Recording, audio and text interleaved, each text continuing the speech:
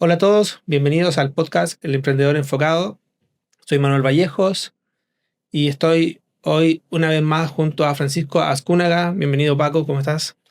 Gracias, Manuel. Muy buenos días. Un gusto estar aquí contigo una vez más. Buenísimo.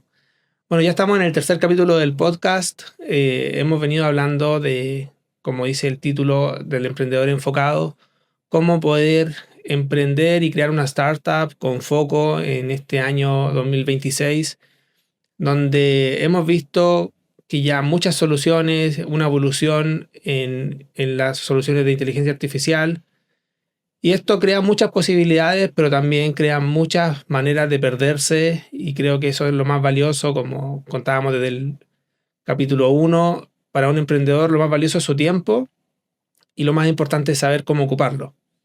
Entonces, en este capítulo vamos a conversar respecto a un tipo de particular de empresas que han ido tomando fuerza en el último tiempo, que son los vertical SaaS, las soluciones software as a service enfocadas en una industria específica.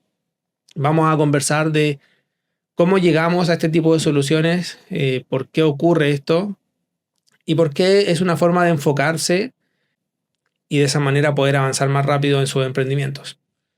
Este es un tema que nos gusta porque desde el lado de Powertrain están también apoyando muchas startups en esta modalidad que están haciendo esto.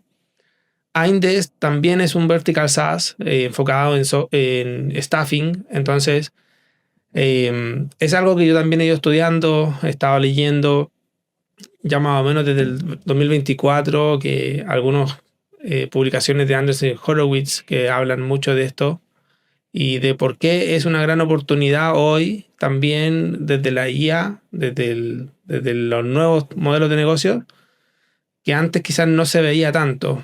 Pero bueno, si quieres hacer un resumen de qué es para ti Vertical SaaS y por qué es importante hoy en día conocer este tipo de soluciones. Buenísimo. Sí, yo estoy totalmente de acuerdo. Cuando arranqué Powertrain, realmente estábamos trabajando con startups de más variedad y todavía no teníamos claro, como ahora que ya estamos buscando pues la siguiente etapa de Powertrain, cuál iba a ser ese enfoque, ¿no? Entonces estábamos trabajando un poquito más en la plataforma, en el diseño de un proceso de aceleración que pudiéramos tener un impacto. Y hasta los últimos meses es que realmente caímos en cuenta de que había un match, ¿no? Entre la oportunidad de mercado en Vertical SaaS para B2B y el tipo de talento e innovaciones con las que nos estábamos topando que vienen de emprendedores de Latinoamérica, como es tu caso, ¿no? Y esto a mí se me hizo una gran oportunidad porque en Vertical SaaS tienes un poquito lo mejor de ambos mundos, ¿no? Tienes un software como servicio que tiene el modelo recurrente, pero al mismo tiempo tienes un enfoque en un segmento en particular que te permite profundizar mucho, que es algo que de alguna forma es contraintuitivo. Muchos de los emprendedores con los que platico llegan y te dicen, no, pues es que le voy a vender a todas las industrias, ¿no? Y pues realmente eso es un reto muy particular, ¿verdad? Porque pues si le quieres vender a todos, pues cómo te enfocas en resolver el problema de alguien.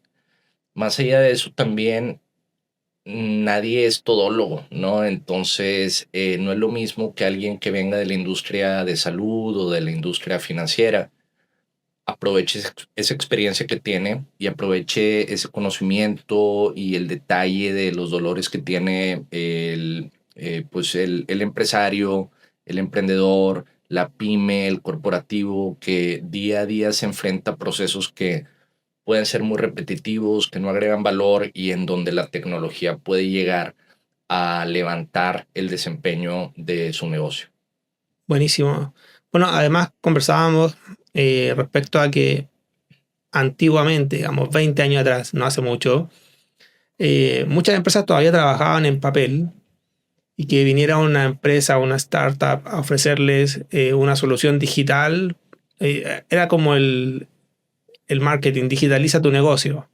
la facturación, no la lleves en papel, llévala en digital. En la nube, recién estábamos viendo la aparición de la nube. Todo ese tipo de soluciones ya existen, horizontales, digamos. Muchas también tuvieron que ir verticalizándose, porque es muy competido también. O sea, creo que hoy en día no es tan competitivo digitalizar un proceso, porque eso creo que ya la mayoría de los procesos viven en digital, al menos en Excel.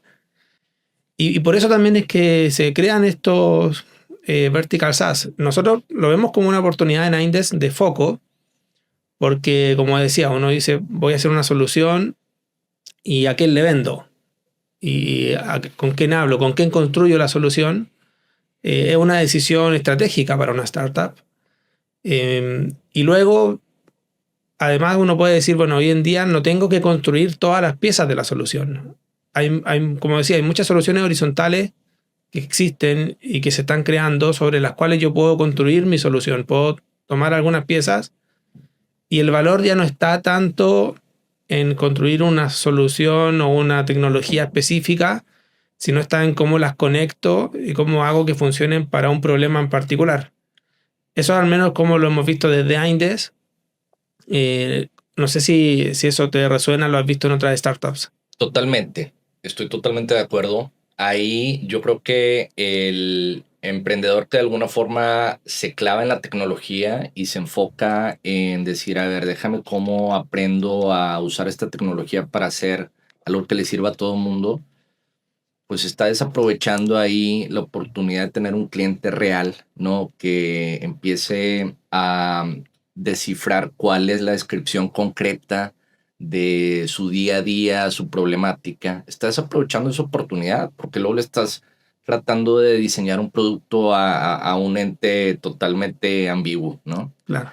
Entonces, yo creo que en estas etapas que tú mencionas de las últimas décadas, es increíble, ¿verdad? Porque hablas de la digitalización, ¿no? En esta etapa en donde dices, bueno, ya lo tienen en Excel, pero luego llegó esta ola de la nube, ¿no? Llega también la ola de móvil, ¿no? En donde de repente ya todo el mundo estaba haciendo eso en el teléfono.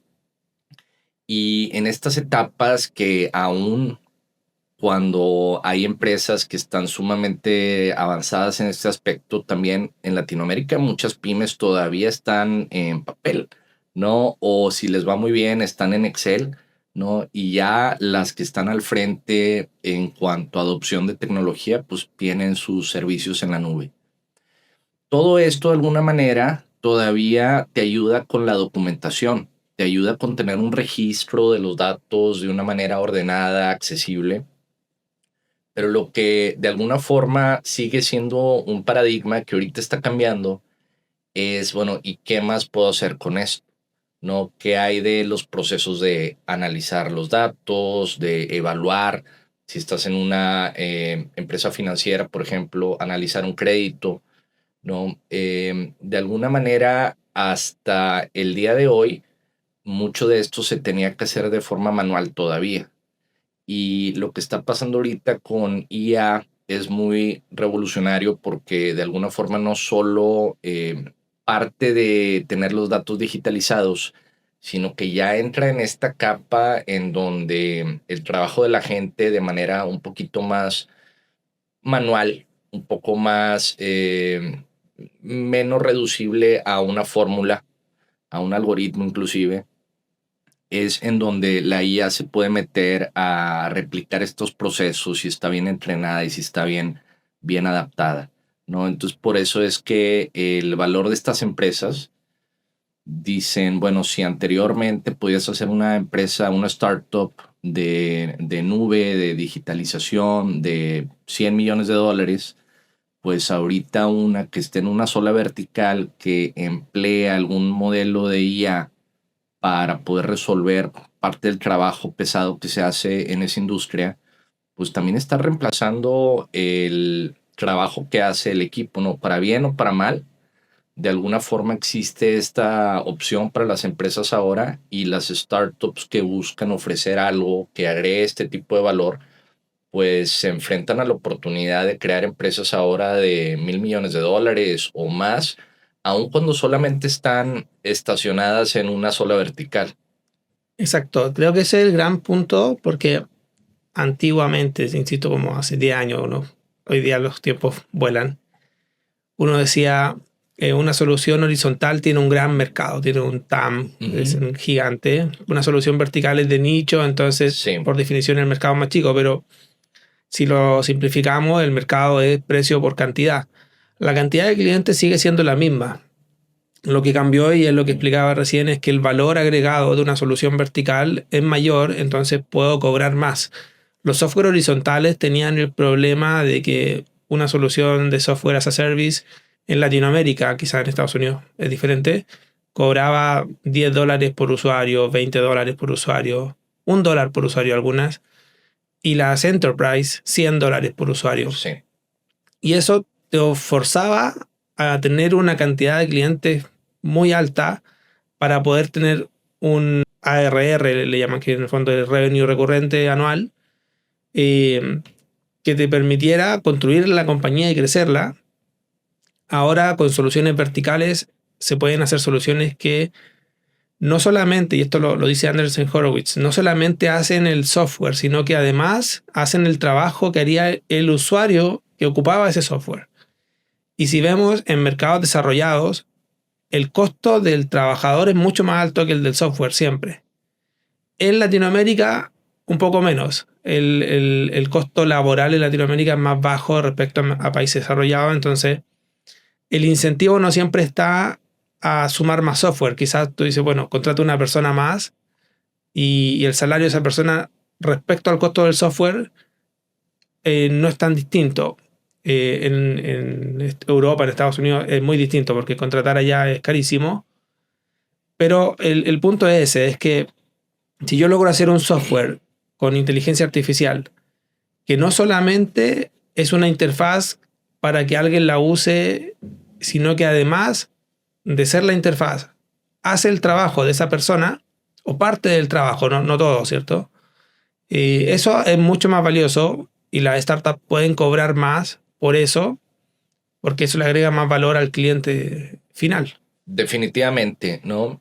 En algunos casos en donde esto ahorita es muy visible, por ejemplo, es en el tema legal, ¿no? Entonces, si tú tienes un despacho de abogados que anteriormente pues tenía ya digitalizados todos sus contratos y para presentar un nuevo caso tenía que hacer una búsqueda, un análisis, un nuevo documento, ahorita en ese formato, ¿no? De texto, de analizar grandes volúmenes de documentos, ahí es en donde la IA puede sustituir horas de trabajo de un abogado, ¿no? Ujú. La parte que es una navaja de doble filo, pues es este tema de la IA nos va a quitar los trabajos, ¿no?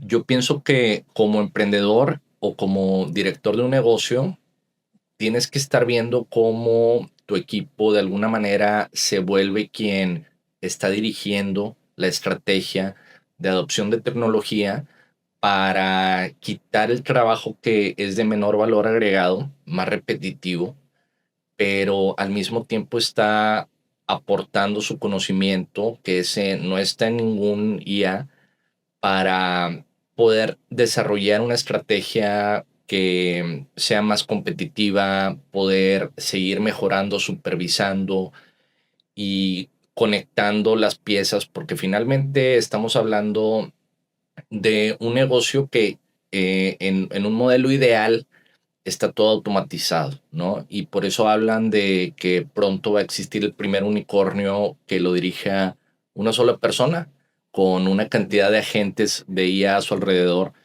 Y esto ahorita, pues, pareciera una cosa sorprendente, pero cuando ves la capacidad que tienen algunas empresas tan pequeñas, ¿no? El último, pues, release de Claude lo hicieron en una semana, ¿no? Es una nueva versión del modelo que se conecta a tu computadora de escritorio y maneja los archivos, los abre, los edita, los guarda.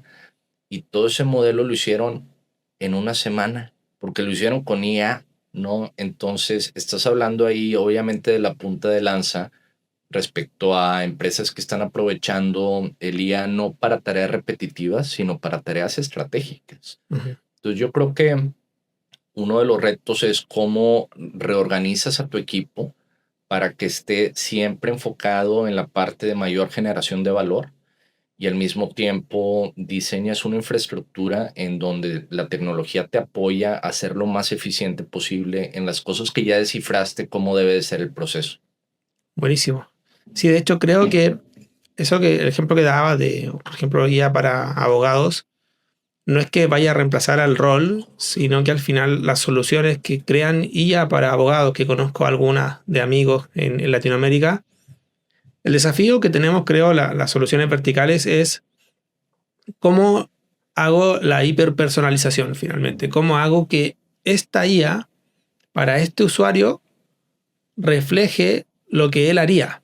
Es como esta idea de los clones digitales. Sí, ¿Cómo yo hago que la IA no sea genérica, que no me dé una respuesta, sino que responda como yo respondería, que tome las decisiones que yo tomaría y si logro ofrecer una solución a un cliente que él sienta eso, para él va a ser muy valioso porque él va a decir, bueno, puedo confiar que esta solución va a ser va a tomar la decisión que yo tomaría y que también tenga esta observabilidad, digamos, de que yo pueda estar revisando de que efectivamente está haciendo lo que yo quiero que haga.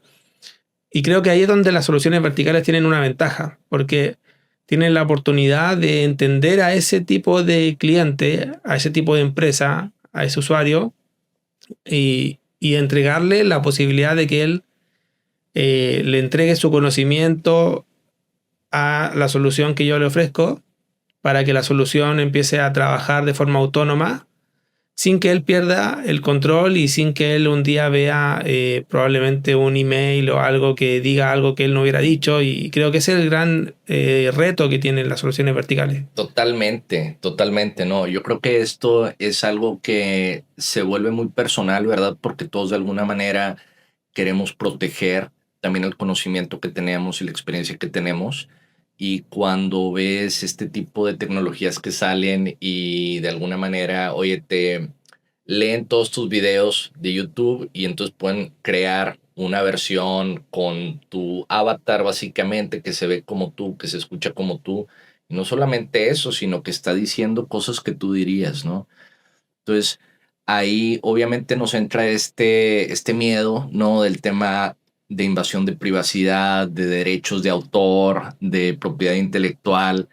Y sin duda hay mucho trabajo que vamos a tener que enfrentar ahí para llegar a un punto de pues, estar cómodos con el perfil de riesgo de las actividades que estamos haciendo, de la tecnología que estamos empleando. Pero justo lo que dices es un gran cambio, ¿no? Porque anteriormente, si tú hablabas de la etapa en donde nacieron, pues todos los Dropbox y el Google Drive y todas estas plataformas de nube, ¿no? De documentos en la nube, tú no tenías que supervisar nada, tú subías el documento y pues veías que ya se subió y no tenías que entrar a checar a ver si bit por bit o palabra por palabra estaba el mismo documento que tú subiste, porque no había un proceso transformativo e interactivo ahí.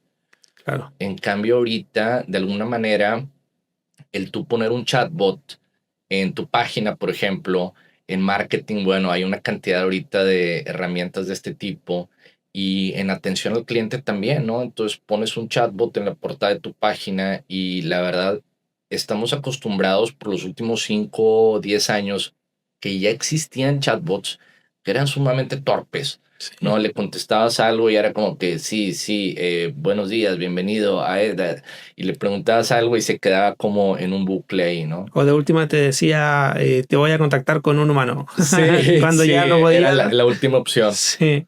Y Mm, ahí te quedaba esperando a que al otro día, a las 9 de la mañana, se conectara alguien y tomara esa sí, conversación. totalmente, ¿no? Y ahorita de alguna forma ya el nivel, en el último par de años hemos visto que ya es muy fácil que a uno lo engañe un chat en cuanto a que pues pudieras pensar que es una persona, ¿no?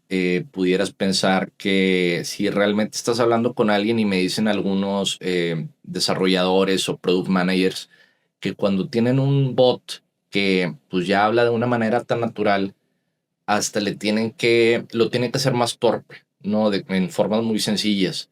Por ejemplo, no le contestes inmediatamente, espérate un minuto. Oye, ¿por qué? Pero no se supone que la atención al cliente debe ser lo más rápida posible. Pues no, porque luego vas a ver que eres un bot inmediatamente, ¿verdad? Entonces, espérate un minuto. Y no se trata de engañar al usuario, ¿verdad? También creo que es muy importante el que se presenten como asistentes virtuales o asistentes digitales o de IA, de manera que tú como usuario sepas con quién estás lidiando, ¿no? Mm. Y este va a ser un tema también porque ahí es en donde muy rápidamente van a estar hablando unos bots con otros bots y la conversación la van a seguir llevando, la negociación de una manera que pues es similar al tipo de riesgo que tú tienes cuando diriges un equipo y por ejemplo entra alguien a tu equipo y tal vez es una persona que no tiene mucha experiencia, está haciendo prácticas y lo sueltas con un cliente o con otra persona a hablar y dices pues me estoy arriesgando a que diga algo que sí sea representativo, que sí diría yo o algo que no y que se salga, ¿no? Y de alguna manera ese es el reto en el que estamos ahorita enfrentándonos. Claro, yo diría aprender a delegar a las máquinas como delegamos a humanos, que es el ejemplo que acabas de dar. Pero bueno, volviendo a las soluciones horizontales y verticales y cómo llegamos al software vertical, es difícil no irse por el camino de hablar de IA.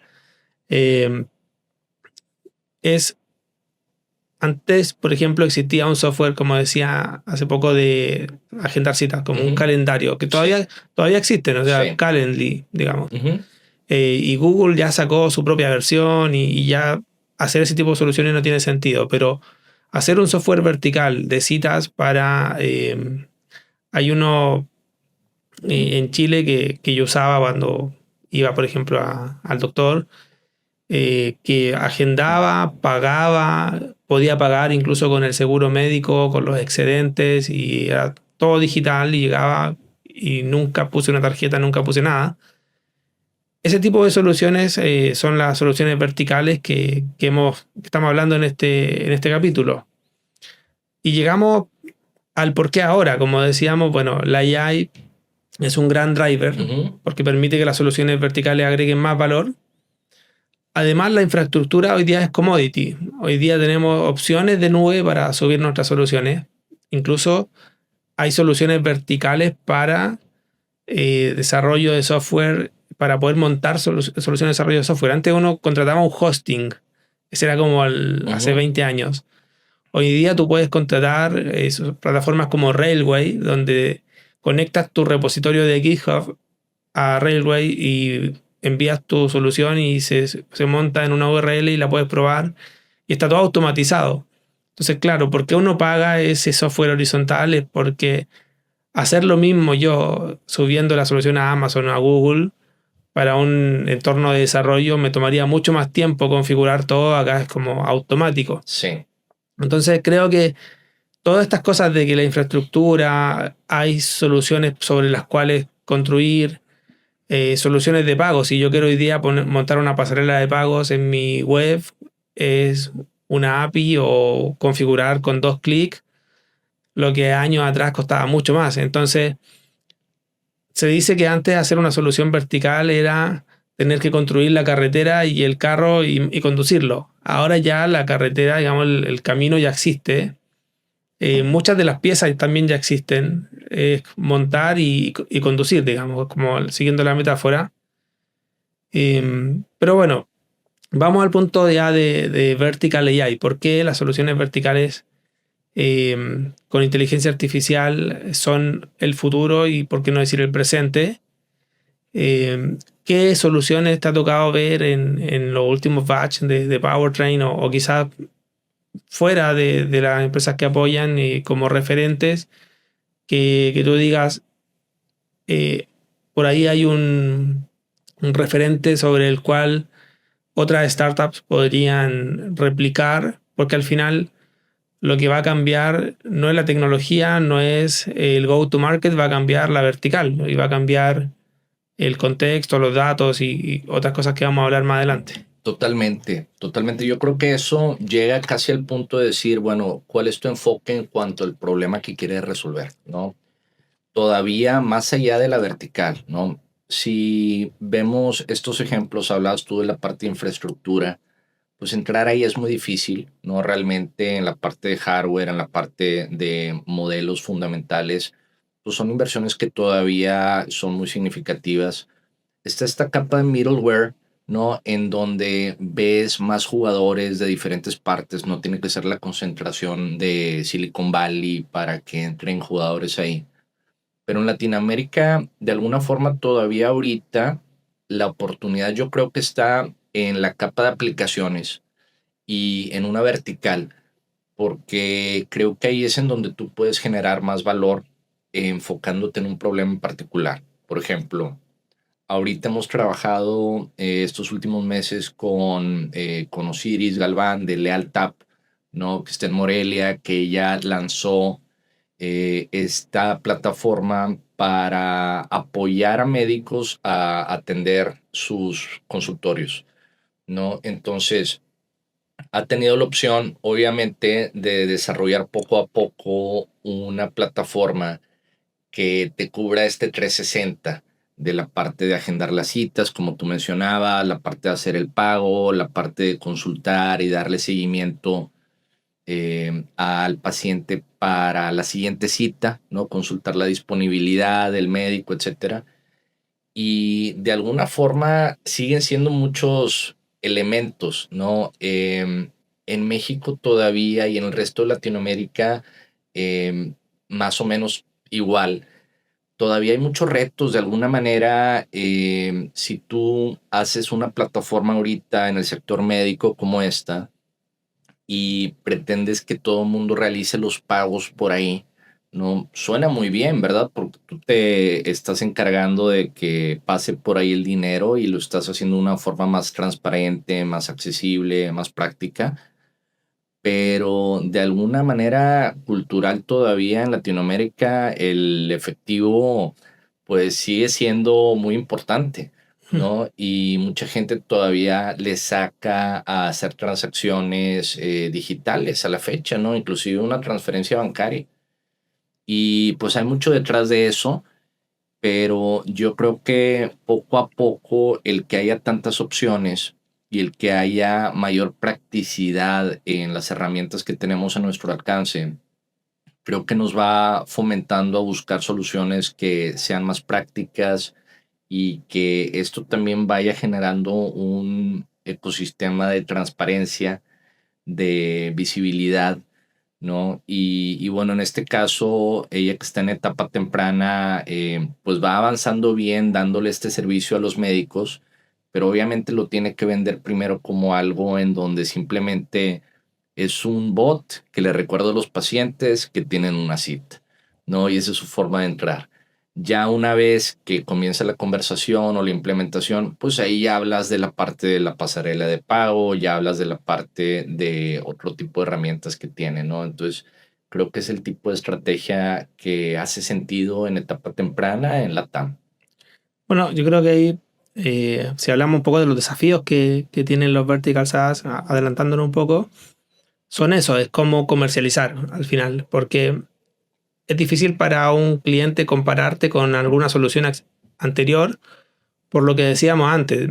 Te pueden decir, mira, yo pago una licencia de $10 por usuario por esta plataforma y tú me estás cobrando $100. Sí, Entonces ya de entrada dicen, bueno, ¿qué hace de maravilloso tu plataforma para costar 10 veces más caro que lo que yo estoy pagando actualmente? Entonces ahí hay un trabajo que quizás el ejemplo que pusiste está bueno, de cómo probablemente tú sí entras con una funcionalidad específica que hace algo que sí cuesta $10 por usuario y después vas haciendo un upselling, que son como los desafíos de go-to-market. Porque si yo llego con una plataforma y digo mi plataforma cuesta 10 veces más que cualquier otro software que tú estés pagando actualmente, te van a comparar y van a decir, bueno, ¿por qué yo tendría que pagarte sí, a ti tanto si sí. a esta otra empresa que está establecida y que tiene tantos clientes y que está aprobado, le pago menos? Entonces, ahí creo que están como estas estrategias de go-to-market que finalmente en el tiempo vas a llegar a cobrar lo que esperas por el valor que agregas, pero quizás conviene desarmar el producto en pedacitos y vender esa parte del producto y después ir vendiendo las demás partes. Totalmente, totalmente. Y este upsell no se está volviendo un poco como el estándar en esta economía de los tokens, ¿no? Entonces, ahorita si tú ves tu cuenta de uno de estos proveedores de IA, pues de alguna forma te están contando cuánto material está subiendo y cuántas cosas le has pedido y cuántos tokens al final está procesando, porque volvimos a un momento en donde por mucho tiempo no habíamos estado. Tú hablabas del hosting y hace 10, 20 años, oye, pues tenías el hosting prendido y mientras no se caía el servidor, tenías un costo fijo relacionado con toda tu operación.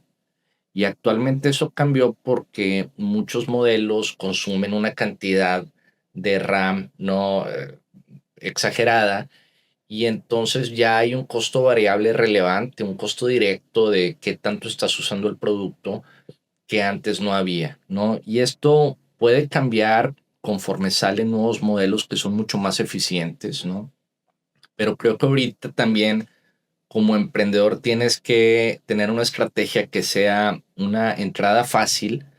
Sí están subiendo los precios del el costo estándar, ¿no? Antes era hoy el gratis y el Pro era de $10, ¿no? $15. Y ahorita estás viendo que ya los Pros pues están yendo por encima de eso, 25, 40, $50. Y no solamente eso, sino que te están cargando la cuenta conforme metes más sofisticación a tus servicios. Creo que la parte de enfoque para emprendedores, por ejemplo, César del Río, ¿no? Que está aquí en Monterrey, menú.mx, ¿no? Entonces, él tiene la opción de entrar a competir en el mundo de food delivery de la misma forma que están compitiendo muchos otros, ¿no? Los Ubers y los Rappis y todos estos jugadores que de alguna manera han tenido que construir mucha infraestructura de logística, ¿no? De entrega. Y también el restaurante está entregando mucha de su ganancia porque les cobran unas comisiones muy altas. Entonces, César, la idea que tuvo fue decir, bueno, ¿cómo le hago para que el restaurante no me tenga que dar una gran parte de su margen y tenga que subirle el precio al final al cliente para compensar lo que le está dando a la plataforma? Y entonces lo que buscó fueron clientes que ya tenían una red de delivery por separado. Entonces lanza Menú, que es un chatbot para WhatsApp que te presenta las opciones del menú, que lo puedes pedir y que el delivery lo está haciendo el restaurante sin que lo haga la plataforma, ¿no? Entonces, esto le permite un cobro fijo al restaurante para que no tenga que después estar pagando una gran parte de su ganancia con cada entrega, y esto nada más va inflando el costo de las cosas de una forma, pues no diría artificial, porque sí hay quien se lo está llevando atrás, ¿verdad? Pero lo está cobrando de una manera muy asimétrica, ¿no? Que es lo que hemos visto también en plataformas de delivery, ¿no? Hace una semana salió un caso en Estados Unidos que no sé cuál es la empresa, pero salió un empleado que dice, yo acabo de renunciar y solamente por eso voy a divulgar esto. Y dice, la plataforma está diseñando el algoritmo para picarle los ojos a todos, ¿no? O sea, al cliente y al repartidor. Y todo lo que sobra me lo llevo yo, ¿no? Y tenían algoritmos como uno, qué tan desesperado estaba el cliente, ¿no? Entonces, en base a eso le estaban, pues, tratando de sacar más jugo. Había unos temas ahí en donde decía, o sea, a mí me pidieron hacer el algoritmo para hacer eso, y unos en donde le ponían que si querías servicio express y simplemente te cobraba $5 más, pero te mantenía en la fila igual. Y dice, ¿cómo puede ser? No, nada más es psicológico. Psicológico que me sacaste $5 de la cartera por darme nada a cambio. Tenían una bola de cosas que dices, bueno, pues ya te estás pasando, ¿no? De lo que es ético, de lo que es razonable, de lo que el cliente está dispuesto a aguantar. pero de alguna manera pues también hay mucha dependencia ya de estas plataformas por la conveniencia que te generan. Y yo creo que el punto es si eso es sostenible o no. Yo creo que al final tú como emprendedor quieres que un cliente te contrate, pero que se quede ahí y que esté recibiendo el valor de largo plazo. Yo creo que hay un punto que lo mencionaste al principio, que es la transparencia y que ahora se puede y que en el caso, en el ejemplo que acabas de dar, no se puede. Yo, de hecho, muchas veces le marco en la aplicación, quiero entrega express, pero yo no sé cuánto iba a demorar la entrega normal, entonces probablemente no me pueden decir por haber pagado esto extra, va a recibir en 2 minutos antes, 3 minutos antes, uno simplemente le marca y dice, bueno, ¿Confías? cruzar los dedos de que va a llegar Sí, más rápido y me quedo tranquilo de que sí, de mi parte yo le marqué que quería que llegara luego y pagué un poco más. Pero ahora las soluciones de software vertical con AI hoy día están yendo al pago por uso. De hecho, yo estuve en San Francisco en octubre del año pasado en la San Francisco Tech Week y en uno de los eventos dentro de un VC que está allá en el Silicon Valley, hablaron de por qué ya el software no se cobra por asientos, por seats, sino que se cobra por uso. Y ellos te transparentan y ponen en tu interfaz, tienes tantos créditos, tantos tokens y cómo los vas ocupando. Y eso te genera una sensación de que, bueno, yo puedo hacer pruebas y bueno, los mismos modelos de AI, yo creo. Tú puedes ver cuántos tokens ocupas de entrada y salida para las cosas que vas haciendo y eso te permite ir midiendo, en el fondo, que tú también puedes optimizar el uso del sistema que te están ofreciendo para ver si el costo y lo que estoy pagando me vale o no. Y creo que ese es uno de los desafíos también que tenemos la Vertical SaaS. ¿Cómo traspasamos eso a nuestros clientes que digan, bueno, eh, estoy pagando por lo que uso o por el sí, valor que me genera? sí. No estoy pagando un fijo que si yo sigo pagando el software y no me genera ningún impacto, a él, a mi proveedor no le importa porque al final él cobra su fijo y mientras él pueda hacer que yo renueve, va a estar feliz, pero no me está generando ningún impacto en mi negocio. Ese es un gran punto, ¿no? Y esto se reduce a tu estrategia de pricing, ¿no? Entonces, yo pienso que esto, cuando anteriormente, digamos, previo a la era de los tokens, tú ibas con un cliente y esto lo vi con muchos emprendedores que estábamos revisando su estrategia comercial, en particular cómo cobraban. Y algunos me decían, bueno, pues es que yo soy una plataforma que, no sé, de marketing y les apoyo a llevar estos documentos y a generar estos documentos, etcétera. Y les voy a cobrar aparte por cuántos gigabytes de documentos hay. En PropTech me tocó ver mucho eso porque en transacciones inmobiliarias, por ejemplo, pues muchas veces tienes una propiedad que tiene asociadas cientos de hojas de las escrituras y los impuestos y los permisos. Entonces veía emprendedores que me decían, no, voy a salir a cobrarle un fijo de $15 más 7 centavos por megabyte en la nube por mes. Y yo no sé si esa es una gran solución. Yo no sé si esa es una solución que ahora reducido a te voy a cobrar por tokens, que son al final del día por consultas o por cuántos datos estás crunchando, ¿no? Para generar una respuesta. Yo no sé si esa sea la solución de largo plazo que comercialmente más te facilita la conversación con un cliente, ¿no? Porque pienso que con el cliente la conversación tiene que estar muy enfocada en cuáles son los beneficios para él, ¿no? Y no cómo son los fierros para ti adentro de tu desarrollo. Y la otra es cómo le das una tranquilidad, ¿no? Cómo le das una paz mental de decir, bueno, pues de aquí no me va a pasar. Sí. No es tan distinto esto a cómo te cobran las compañías de teléfono celular, ¿no? Te pueden decir, bueno, te cobro 500 pesos al mes y tienes X número de gigas y llamadas ilimitadas y te lo puedo bloquear, ¿verdad? Si te lo acabas, te voy a cortar el servicio o te puedo dejar que siga corriendo tu cuenta y de repente te llevas una sorpresa, ¿no? Te llevó una cuenta ridícula, ¿no? Hace poquito alguien publicó esto respecto a que subió a GitHub su código y dice, miren, me quedó muy padre este modelo y no se dio cuenta y lo subió con su API key, Sí, ¿no? Entonces de repente se mete y le llega una cuenta de $50,000 porque gente lo había estado copiando con el API key, todo el mundo estaba usando su tarjeta de crédito para pagar sus llamadas y de hecho este caso después le dieron seguimiento, era con Google y Google después se comunicó con él y dijo, entendemos que fue un error y claro. le cancelaron la cuenta, ¿no? O sea, no tuvo que pagar los No 50 mil tuvo que dólares. pagar, se la Claro. perdonaron, ¿no? Pero esto no es fácil que nos pase. Yo de repente ya veo también las cuentas y dices, oye, apenas estoy haciendo pruebas, lo estoy usando de manera personal o en pequeños prototipos y la cuenta se te puede disparar muy rápido, ¿no? Entonces, yo pienso que tú como emprendedor, al tratar de brindarle a un cliente que no es tecnológico Claro. la mejor solución, ¿no? Esa mejor solución integral tiene que tener tanto el aspecto de que funciona como el aspecto de que le da esa paz mental, esa tranquilidad de que tampoco le vas a picar los ojos de repente porque lo vas a perder como cliente, ¿no?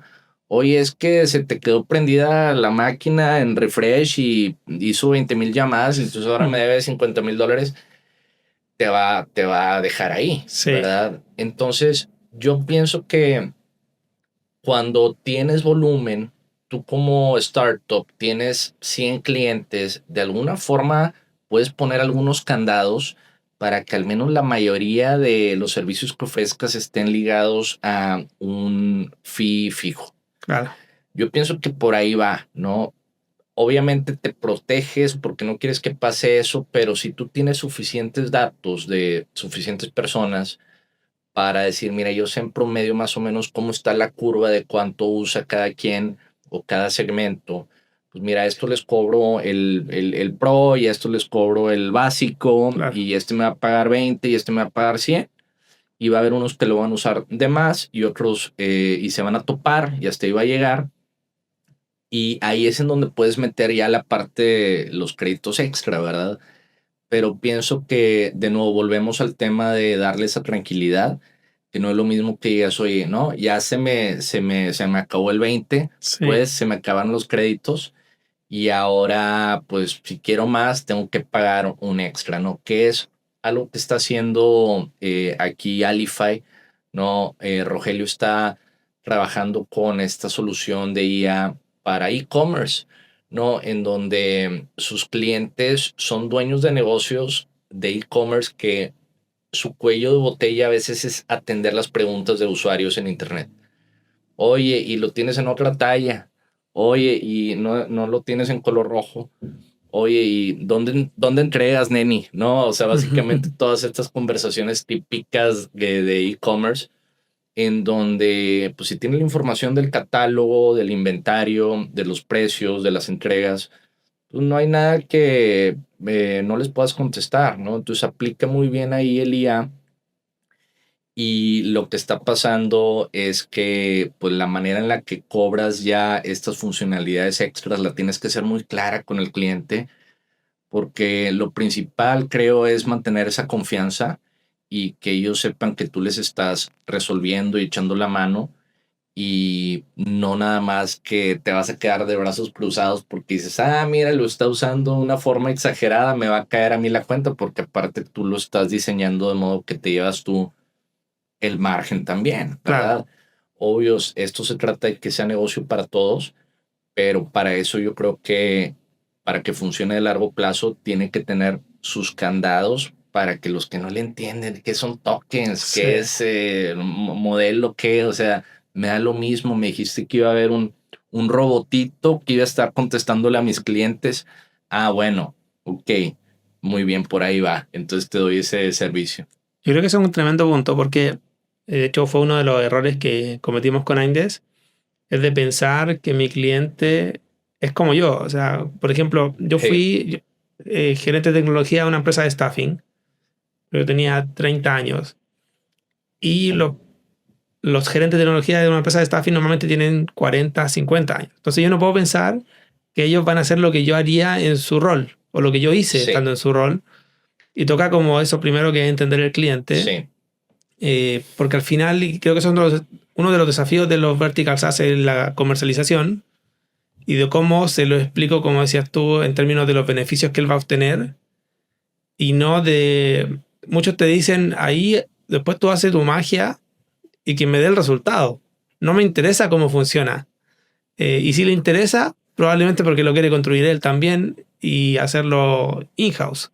sí, Entonces, creo que está bueno eso de, claro, quizás las soluciones Big Tech que los emprendedores usamos y por la generación en la que uno nació, lo ve normal, dice, bueno, yo puedo contratar esto sí, y yo hago los guardrails para que esto no se me escape la facturación y lo puedo manejar, pero porque yo estoy haciendo una startup de tecnología. Y mi cliente probablemente no es una startup de tecnología, es una empresa tradicional que funciona bajo otras lógicas, que quiere tener predictibilidad respecto a cuánto me va a salir este ítem del presupuesto y que exacto. todos los meses salga lo mismo y eso a ellos les gusta porque no tienen sorpresas y prefieren eso respecto a lo que una startup sí preferiría, bueno, me subieron los costos pero me subieron el ingreso. Exacto, Entonces son lógicas diferentes de pensar totalmente. el negocio y uno al final tiene que ponerse en los zapatos de su cliente. Sí, tú como emprendedor también tienes que tomar un riesgo, ¿no? De decir, oye, tal vez este usuario va a agarrar mi cuenta Pro y va a saturar todos los tokens que le di a más no poder. Y mi margen va a ser muy chiquito porque me va a costar a mí más la cuenta que yo tengo con el modelo detrás.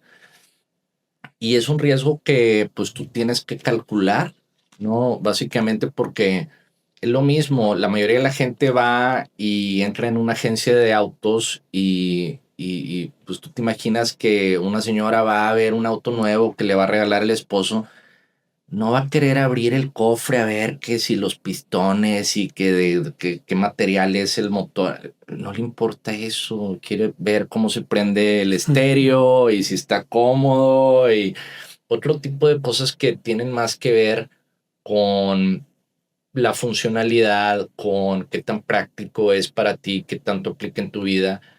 Y muy seguido, sí.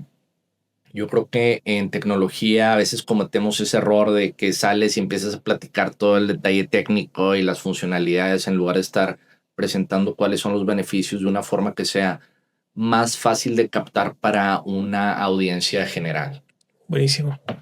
Y bueno, ahí está el tema del valor agregado también, porque si yo simplemente estoy poniendo un modelo de lenguaje en una interfaz y el mismo valor que obtiene mi producto es el que podría obtener directamente en ChatGPT o Claude, probablemente el precio que me están pagando va a ser muy cercano a mis costos y si sube el consumo, no es que necesariamente mi negocio está creciendo, es como sube mi consumo, sube los costos y quedo igual.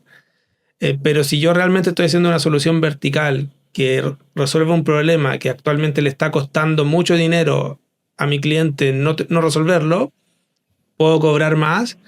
Si le doy un plan pro y lo reusa, significa que realmente tiene un gran problema y es una buena señal. Y quizás a la siguiente facturación le puedo subir el costo porque realmente es algo que necesita. Entonces ese uso intensivo refleja que mi solución le está resolviendo algo. Totalmente, totalmente. Y por eso no dejan de ser muy útiles las métricas estas de MAU, no, WOW, DAO, ¿no? Los Sí. active users por mes, por semana, por día. Y ahorita también por consultas, por tokens. Cada vez se vuelve más relevante para alguien que está supervisando el desempeño de un producto, toda la parte de eval, ¿no? Evaluaciones, ¿no? Sí. Respecto, oye, cómo está mi producto desempeñándose, ¿no? Y esta parte de transparencia, ¿no? Los logs, tu histórico, todo esto, tanto para el usuario que lo pueda ver y consultar, como tú para ver las estadísticas de qué tanto te está consumiendo.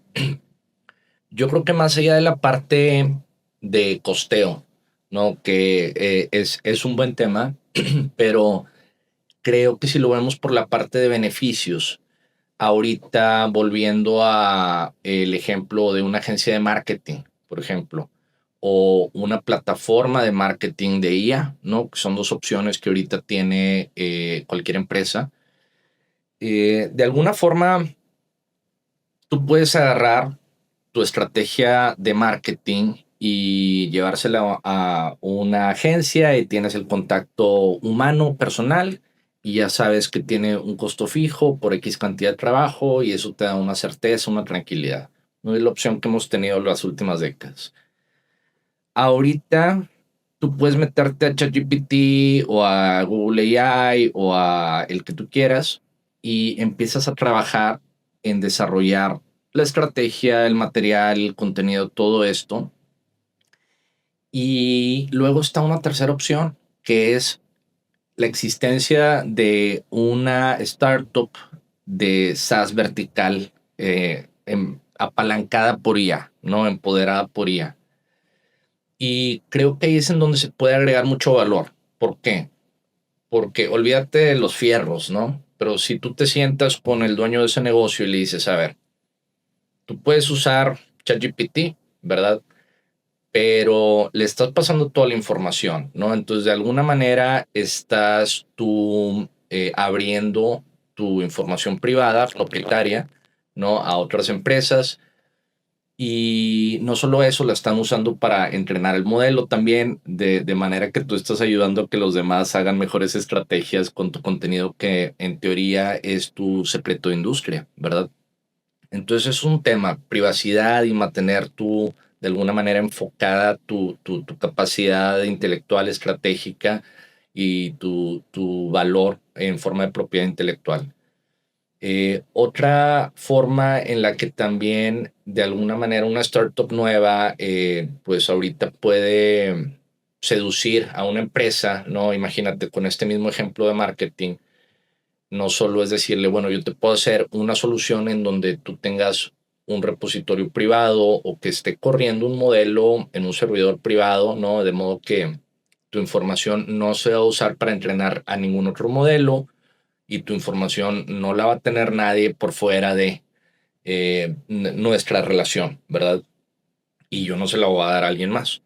Entonces, por ahí va un tema en donde se puede aportar mucho valor en industrias de servicios, ¿no? Legal, financiera, agencias creativas, todo esto. Eh, Otra forma en la que también creo que una startup ahorita puede agregar muchísimo valor es en cuanto a, en este mismo ejemplo, decirle, ok, tú puedes, de nuevo, subir tus cosas directo a un modelo, pero no puedes diseñar un flujo de trabajo a la medida de acuerdo a tus necesidades, ¿no? Pero yo sí, porque si yo estoy en esta vertical y conozco cómo funcionan otras 20 agencias, otras 100 agencias, tengo una idea de más o menos cómo puede llegar a ser el flujo y aquí te va mi propuesta. Entonces te voy a conectar la parte de analytics, estoy leyendo qué pasa, cómo se desempeñan campañas pasadas, redes sociales, estoy viendo la parte de las metas actuales, el trabajo actual que se está haciendo y luego te estoy agregando otra capa de planeación y de ejecución de tu campaña. Entonces, ese tipo de solución, las grandes empresas que tienen los principales modelos no se van a meter en ese nivel de detalle por cada vertical, ¿no? Algunas parece que lo quieren hacer, ¿verdad? Pero siento que están estructuralmente diseñadas de una forma más horizontal. Exacto.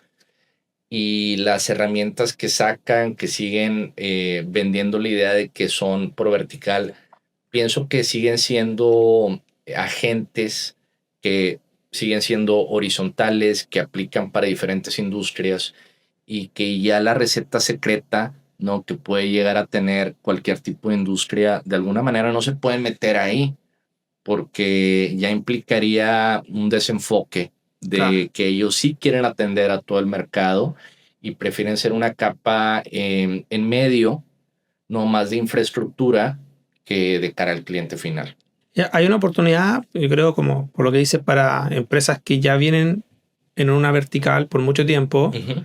y que documentaron sus procesos, que eso es algo que Sí, nadie hizo, sí, creo, en mucho tiempo. Los procesos vivían en la persona que los hacía y si esa persona dejaba la empresa era un problema, Porque si tú documentaste tus procesos, puedes crear estos agentes de AI que hagan el trabajo que hacía una persona, y quizás una agencia de marketing, como decías tú, que tenía 20 personas en su equipo, quizás no necesita las 20 personas ahora, sí que puede ser capaz de tomar esos procesos y entregárselo a un agente de AI que los haga con un nivel de calidad similar al que lo harían esas personas.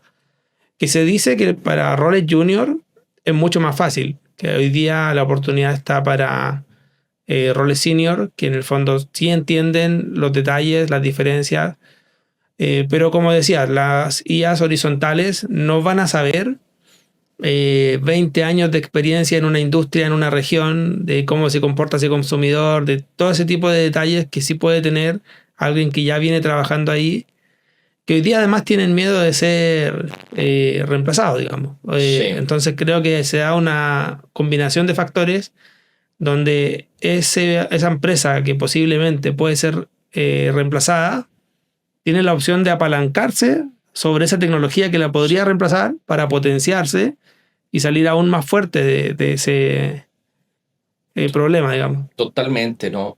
Yo creo que esta es una pregunta respecto a si tú te imaginas que algún director de una empresa de alguna forma pudiera desempeñarse peor en la toma de una decisión estratégica que alguna inteligencia artificial, ¿no? Y yo pienso que la respuesta generalmente va a ser no. ¿Por qué? Porque nadie tiene tanto contexto de la situación para una decisión estratégica como esa persona.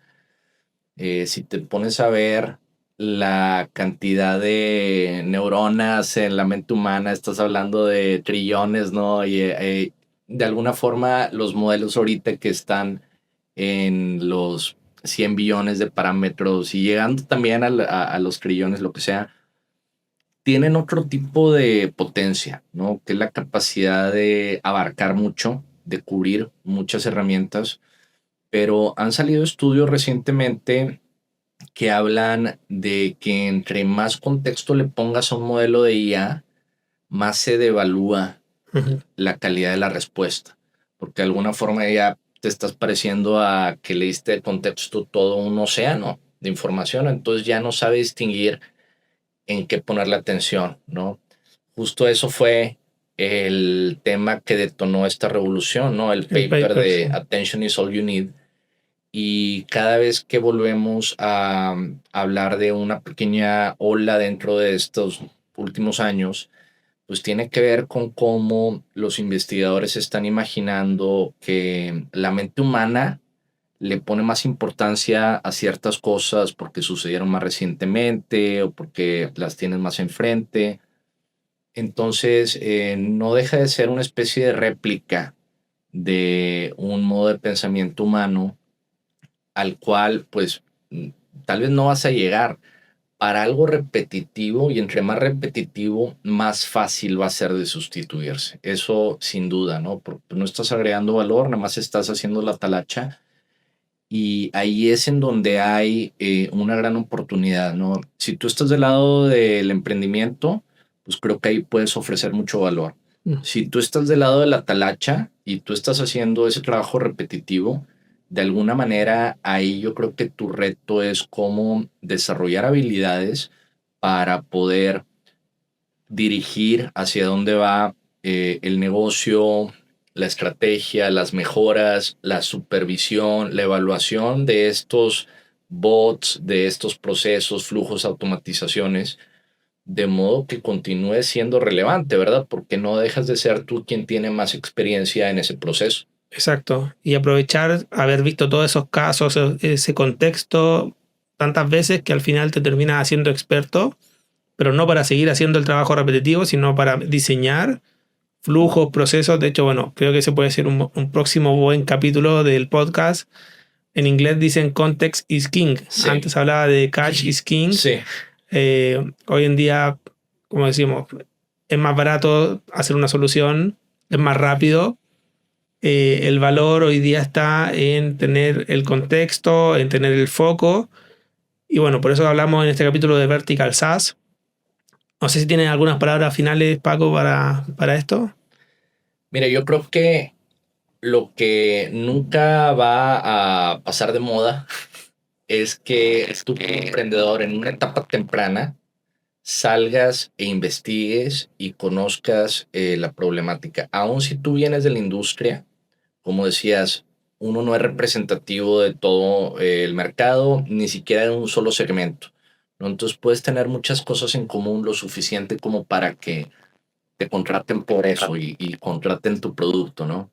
Pero pienso que si tú estás en una etapa temprana y tienes una hipótesis de qué tipo de solución pudiera encontrar el mercado que le genere valor y que esté dispuesto a pagártelo, creo que ahí todavía puedes profundizar más a conocer esa problemática de detalle con un grupo que sea representativo, ¿no? 10, 15, 20, 50 empresas que de alguna manera tú les estás poniendo en las manos el producto y estás viendo cómo lo utilizan, y en eso te basas para a un producto muy básico irle agregando más, ¿no? Ir entendiendo cómo lo están utilizando y mantenerte de una forma muy pegada a esa industria, a esa problemática, ¿no? Y como dicen, bueno, enamórate del problema, no de la solución, porque eso no va a dejar de ser relevante, ¿no? Mientras tú sigas actualizándote de cómo va cambiando esa industria y cómo va cambiando también la manera en la que los equipos trabajan frente a más tecnología, entonces creo que de esa manera te puedes mantener al corriente y poder evolucionar tu producto para que el día de mañana te sigan escogiendo frente a otras opciones. Totalmente. Sí. Bueno, yo un matiz que añadiría es que en ese proceso muchas veces también puedes partir amplio e ir reduciendo, ir quitándole cosas al producto. Como decir, hoy en día es muy fácil poner en una landing tengo todo y salir a conversar con clientes y después recoger ese feedback y decir, bueno, todos me hablaron de esto. Quito todo lo demás y me enfoco en esto. Creo que puede ser un buen hack para... No, no estoy seguro, ¿eh? No estoy seguro. No me encanta. No me encanta porque de alguna forma te pones a evaluar cómo reacciona una persona frente a todo un paquete de cosas. No, hay metodologías para ver, ¿no? Con joint analysis para ver cuál de las funcionalidades es que la gente le aporta más valor. Pero yo siento que puedes partir al revés, ¿no? De hacer como A/B testing, de decir, voy a hacer 4 campañas, voy a hacer 4 landings, y Claro. cada una habla de una funcionalidad y le invierto el mismo pues presupuesto a las campañas y veo cómo se desempeñan en base a eso. Y te voy a decir por qué, o sea, la idea de el platform solution end-to-end, ¿no? Suena como algo muy atractivo cuando sales a vender, pero si tú eres el cliente y si tú eres el cliente en una, no sé, un despacho de contabilidad y llega alguien y te dice, no, yo tengo una solución principio a fin, entonces está compitiendo con todo el trabajo que tú has hecho anteriormente para habilitar que si el Excel y conectado y luego te paso el USB y luego lo bajas de la nube, y aunque sea muy rupestre la solución que tienen, están muy orgullosos de ella. Claro, emocionalmente están ahí. Emocionalmente están atados porque ya le invirtieron mucho. Entonces volvemos al tema de que eso les da una seguridad, ¿no? Una tranquilidad, una paz mental de decir, a ver, esto ya jala, ¿no? Si no está roto, pues no le muevas. Entonces creo que la alternativa de tú llegar como acupunturista y decir, mira, yo voy a entrar nada más en esta etapa y te voy a solucionar este problema y aquí empieza y aquí termina, es creo que un caballo de Troya pudiera ser, ¿no? Claro. Si tienes la intención de venderle más servicios en Comercialmente es mejor porque después igual puedes upselling del resto. Correcto. Sí. Eso no te impide que en el futuro digas, oye, esta persona ya entró por el killer feature, descubrí cuál es el killer feature de una manera un poquito más clara que el salir y presentarte también como un todólogo. Claro. Que también se vuelve más difícil de creer, ¿no? Si tú eres el gerente de tecnología de un corporativo y llega alguien y te dice, oye, vengo para hablarte de la solución de logística que tienen. Mira, mi solución es en plataforma 360, te cubre todo lo que necesitas. ¿Y cuándo empezaron ustedes a trabajar? No, pues hace 3 meses. No te creo. No te creo, naciste ayer, básicamente, pero creo que estoy más dispuesto a tomar el riesgo de decir, a ver, pues te doy la oportunidad porque me dices que estás haciendo algo sumamente puntual. Nada más hace esto tu aplicación. Es contraintuitivo, ¿verdad? Porque, Claro, de nuevo, queremos vender más y más caro y más TAM, pero el punto es cómo nos enfocamos en que nos den una segunda reunión, ¿verdad? La totalmente. siguiente cita para decirle, bueno, o sea, esto sigue aquí, el producto está vivo. Si tú necesitas este módulo, hemos pensado en hacerlo y en un futuro lo podemos hacer y si te interesa y más clientes lo quieren, estoy seguro que va a ir por ahí. Y pienso que eso va un poquito más apegado a la construcción de una relación de largo plazo con el cliente que el aborazarse y tratar de sacar el mayor margen inmediatamente, Claro. ¿no? Entonces, todas las estrategias pues se valen, ¿verdad? Cada quien escoge cuál es la que le funciona, pero yo pienso que ahorita el tú ser hiper enfocado, micro segmento, casi como micro vertical, es una herramienta que también te permite validar el mensaje de una manera tan granular que no es lo mismo quien busca solución de plataforma para hacer Claro. todo lo que yo ya hago. Pues no, dices que estoy buscando una solución, un software para abrir un zip. No, oye, eso no suena como un unicornio. Claro. Pues te imaginarás, ¿no? No, buenísimo. De hecho, bueno, creo que ese es el desafío, como no pensar desde la tecnología, sino que pensar desde la psicología del cliente, porque tecnológicamente quizás sí lo vas a poder hacer, pero la pregunta es si lo vas a poder vender. Totalmente, totalmente. Y por eso yo creo que el mayor tip es véndelo antes de construirlo. Claro. Si lo vendiste, ¿no? Y alguien lo quiere y te dice, no, sí, yo me sumo al waitlist, yo sí quiero ser tester, sí, avísame cuando esté listo, lo que sea. Eso te está mostrando una voluntad de que te lo van a pagar tarde que temprano.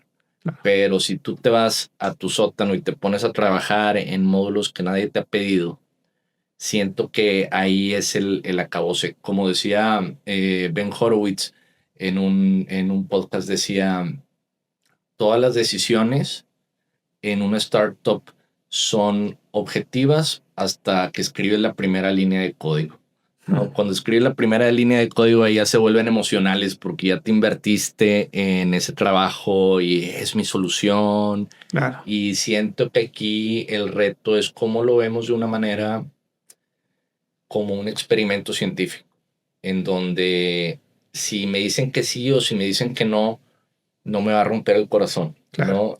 Sino que me va a generar este aprendizaje a partir del cual yo voy tomando la siguiente decisión. Y si lo podemos ver un poquito más fríamente en ese aspecto, y si podemos diseñar nuestro trabajo y nuestro desarrollo del producto de una manera que nos permita tener esa granularidad, pienso que vamos en el camino correcto. Buenísimo, Paco. Bueno, ese ha sido el capítulo de hoy. Hablamos de Vertical SaaS. Creo que hay muchas lecciones y valor en este capítulo que pueden tomar para sus emprendimientos. Así que gracias, Paco, por estar nuevamente. Gracias, Manuel. Y gracias a todos los que nos escuchan. Este es el podcast El Emprendedor Enfocado. Nos vemos en un siguiente capítulo.